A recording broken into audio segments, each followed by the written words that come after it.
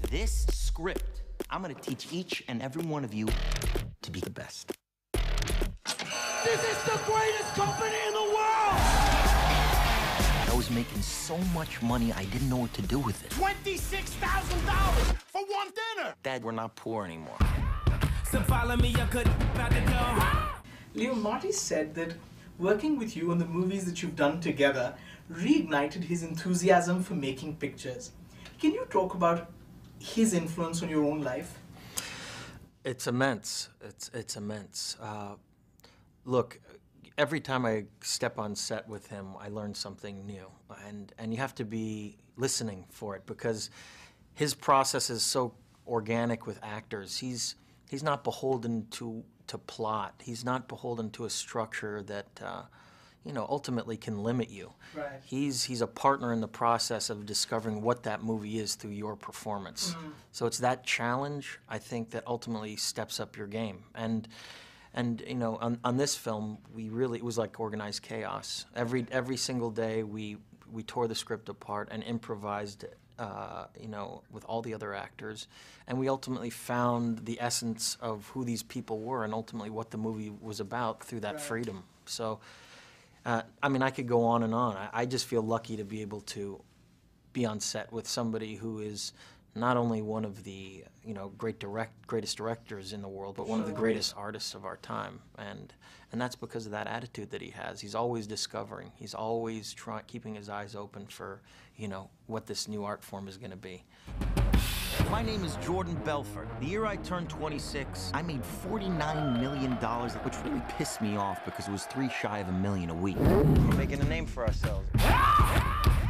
Was all this legal? Absolutely not. We were making more money than we knew what to do with. We don't work for you, man. What's wrong, Daddy? But watch it, you bring home. Oh my God.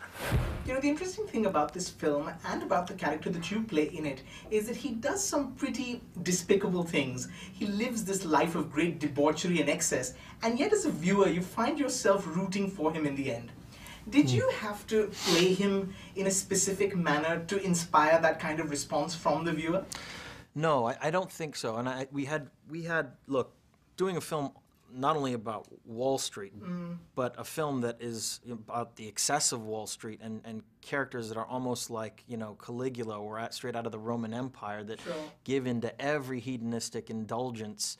It is a tough film to enter into when you're starting to think about what the audience will feel. But I asked Marty about that. I said, we consistently make this character unlikable, and he said, look, as long as you're authentic about who these people were and you're accurately portraying them and not trying to give them some sort of false sense of sympathy, audiences are going to catch. Audiences are very sophisticated. They're going to catch on to that.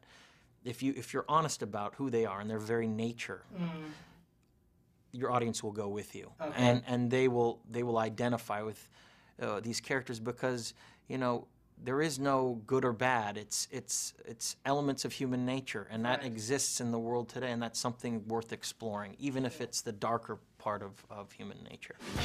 Aren't you married? Yeah, but married people can't have friends. Could hang you up from the heavens. He's got pictures of your whole inner circle. This is bad.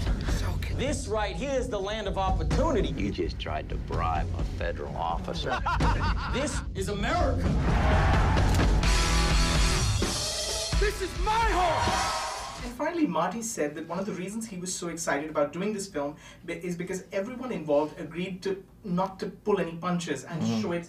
As a leading man, were there ever moments of self-doubt, hesitations? There's a lot of sex, there's nudity, there's a lot of drug use. I can't see many leading men in Hollywood being drawn to this kind of part and throwing themselves quite fearlessly into it.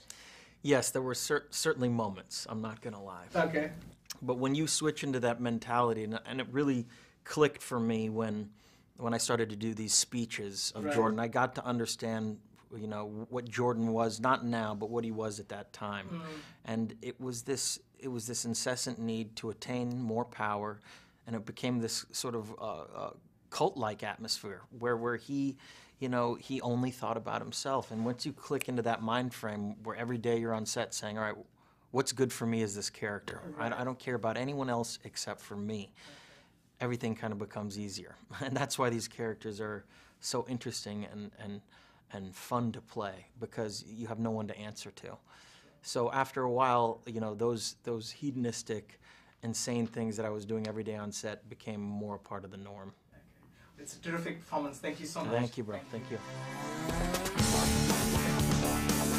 you.